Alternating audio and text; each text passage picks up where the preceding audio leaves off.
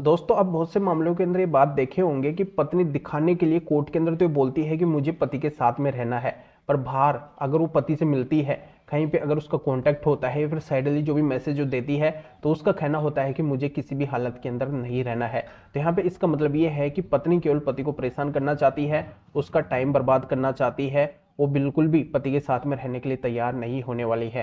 तो दोस्तों ऐसी स्थिति के अंदर अगर पत्नी पति के साथ में नहीं रहना चाहती है और नहीं वो पति को डाइवोर्स देना चाहती है, तो पत्नी की यहाँ पे बिल्कुल भी बात कोर्ट नहीं मानेगी। कोर्ट पति का डाइवोर्स कर देगी अगर पति यहाँ पे डाइवोर्स चाहते हैं। तो ये मामला कौन सा है, इसकी पूरी जानकारी इस वीडियो के अंदर मैं बताने वाला हूँ। वीडियो बहुत ही महत्वपूर्ण है, आपको कहीं से भी स्किप नहीं करना है, नहीं तो आधे अधूरे वीडियो से कोई भी जानकारी समझ में नहीं आएगी।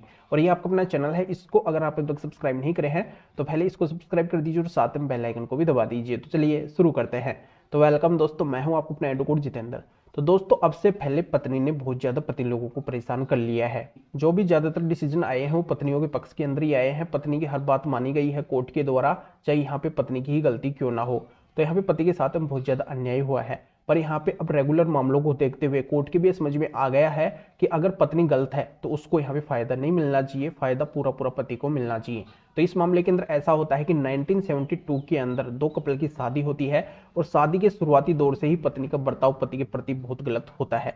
आए दिन वो लड़ाई झगड़ा करती रहती है। फिर क्या करते हैं कि दोनों 1981 के अंदर अलग हो जाते हैं। फिर पत्नी के अलग होने के बाद में पति के द्वारा उस पत्नी को लाने के लिए कोशिश भी की जाती है, और पत्नी के द्वारा पति को हद से ज्यादा परेशान कर दिया जाता है। तो मजबूरन पति के द्वारा 1989 के अंदर डाइवोर्स का केस फाइल किया जाता है, क्रुएल्टी और डिजर्शन ग्राउंड के आधार पे।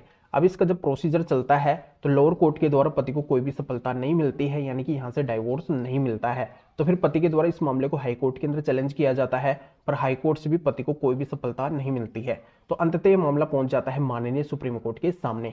अब माननीय सुप्रीम कोर्ट के द्वारा इस मामले को बहुत ही गहराई से देखा जाता है। अब सुप्रीम कोर्ट के अंदर जब यह मामला चलता है तो पत्नी की साइड से यह बोला जाता है कि 1989 के अंदर भी है जो पति के साथ में रही है, तो यहाँ पर डिजर्शन का ग्राउंड लागू नहीं होता है। डिजर्शन के आधार पर पति को फायदा नहीं मिलना चाहिए, और मैंने इसके साथ में कोई भी क्रुएल्टी वगैरह नहीं की है, इसके पास में कोई भी एविडेंस वगैरह नहीं है, तो इसका डाइवोर्स नहीं होना चाहिए, मैं इसके साथ में रहना चाहती हूँ, ये पत्नी का कहना होता है। तो यहाँ पे माननीय सुप्रीम कोर्ट के द्वारा तमाम बातों को सुनते हुए, दोनों पक्षों को सुनते हुए डिसीजन दिया जाता है। पत्नी ने पति के ऊपर काफी सारे क्रिमिनल केसेस चला रखे हैं, तो 1989 के अंदर साथ रहते हुए केस कैसे चल सकते हैं।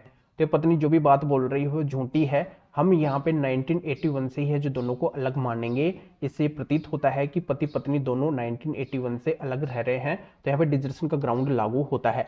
और पत्नी यहाँ पे बोल रही है कि मुझे साथ में रहना है, तो पहले वो कोशिश क्यों नहीं करी है, पति के साथ में रहने के लिए तैयार वो क्यों नहीं हुई है, यहाँ पे बात बोल रही है। तो इसका मतलब ये है कि पत्नी यहाँ पे झूठ बोल रही है। और दोनों की एज अभी 49 हो चुकी है, काफी टाइम से दोनों के बीच में डिस्प्यूट जारी है, काफी सारे केसेस चल रहे हैं। तो अब इस अवस्था के अंदर दोनों का साथ में रहना बिल्कुल भी पॉसिबल नहीं है। दोनों साथ में कैसे रह पाएंगे जब इतने टाइम से ही साथ में नहीं रह पाए हैं।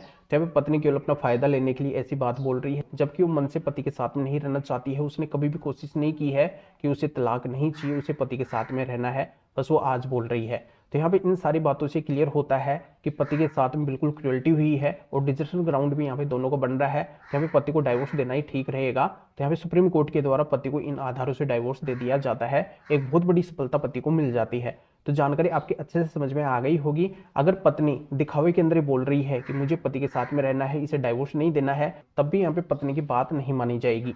तो इस महत्वपूर्ण जजमेंट का लिंक इस वीडियो को डिस्क्रिप्शन के अंदर दिया गया है।